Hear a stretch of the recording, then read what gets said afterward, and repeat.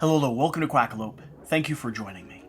In this video I want to do two very specific things. First off, I'm going to talk about and brag about the Deck of Many just a little bit.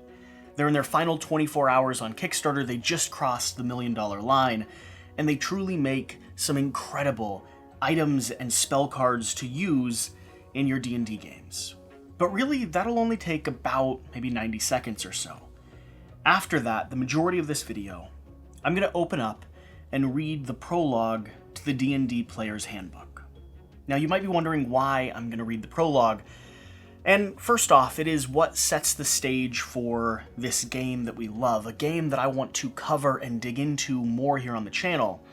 But also, along with that, I think most people tend to skip over the first few pages of books.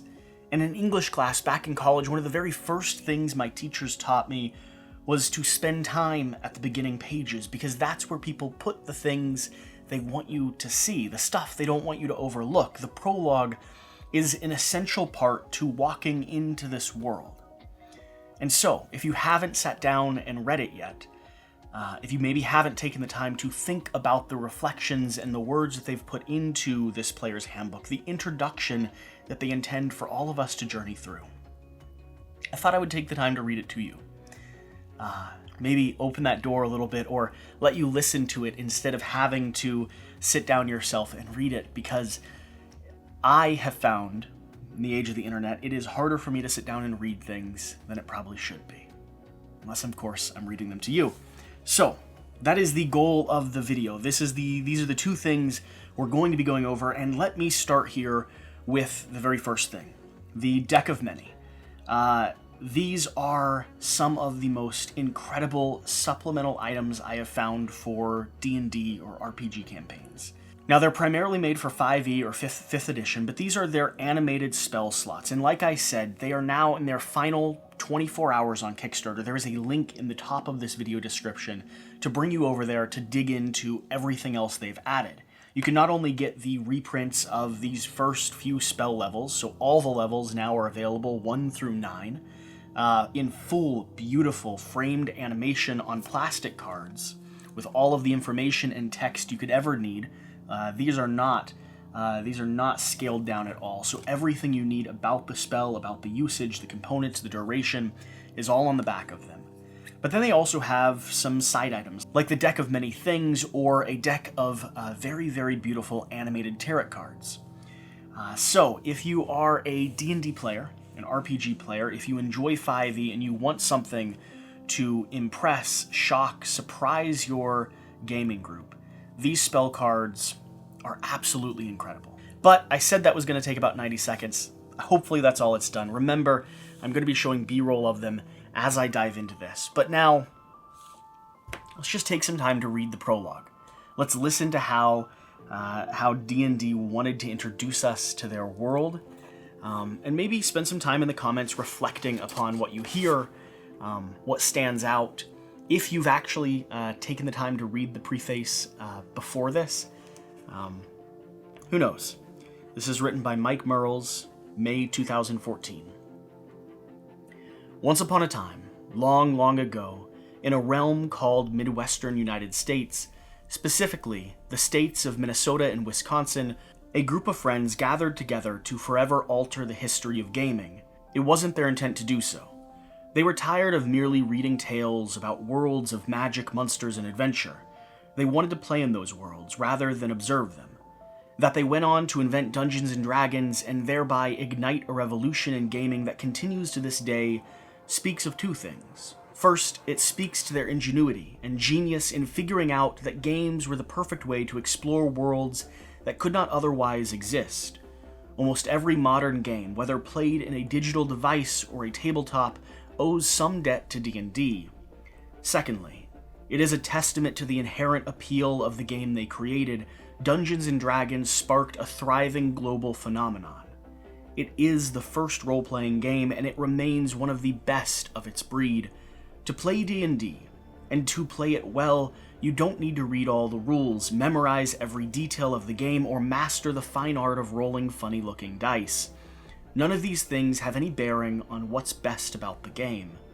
What you need are two things: The first being friends with whom you can share the game. Playing games with your friends is a lot of fun, but D&D does something more than entertain. Playing D&D is an exercise in collaborative creation. You and your friends create epic stories filled with tension and memorable drama. You create silly in-jokes that make you laugh for years later. The dice will be cruel to you, but you will soldier on. Your collective creativity will build stories that you will tell again and again, ranging from the utterly absurd to the stuff of legends. If you don't have friends who are interested in playing, don't worry. There's a special alchemy that takes place around a D&D table that nothing else can match. Play the game with someone enough, and the two of you are likely to end up friends. It's a cool side effect of the game. Your next gaming group is as close to the nearest game store, online forum, or gaming convention. The second thing you need is a lively imagination, or more importantly, the willingness to use whatever imagination you have. You don't need to be a master storyteller or a brilliant artist. You just need to aspire to create, to have the courage of someone who is willing to build something and share it with others. Luckily, just as D&D can strengthen your friendships, it can help build in you the confidence to create and share. D&D is a game that teaches you to look for the clever solutions, share the sudden idea that can overcome a problem, and push yourself to imagine what could be, rather than simply accepting what is. The first characters and adventures you create will probably be a collection of cliches. That's true for everyone. From the greatest dungeon master in history on down, accept this reality and move on to create the second character, or adventurer, which will be better, and then the third, which will be better still. Repeat that over the course of time, and soon you will be able to create anything. From a character's background story to an epic world of fantasy adventure. Once you have that skill, it's yours forever. Countless writers, artists, and other creators can trace their beginnings to a few pages of D&D notes, a handful of dice, and a kitchen table. Above all else, D&D is yours. The friendship you make around the table will be unique to you. The adventures you embark on, the characters you create, the memories you make, these will be yours. D&D is a personal corner of the universe, a place where you have free reign to do as you wish. Go forth now, read the rules of the game and the story of its worlds, but always remember that you are the one who brings them to life. They are nothing without the spark of life that you give them.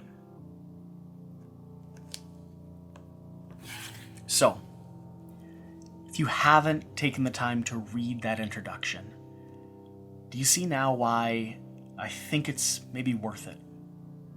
Now, there's history and context and so much more going on in those words. But I do love the way they're said. This rulebook that you're handed, and in that starting paragraph talks to you about imagination, and about friendship, and about not really needing to know it all. You just need to know enough to stretch the boundaries of your mind and dig back into the book whenever you maybe need a refresher or you have a question you don't quite know how to answer. That has gone on to create this. People full of passion and inspiration and excitement and love for this world of adventure.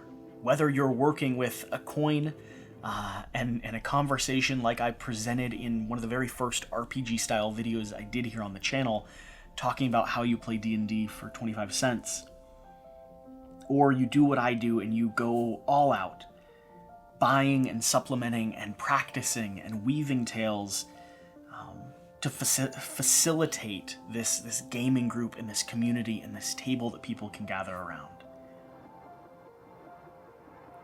That does a better job at explaining why I and so many people find this so special.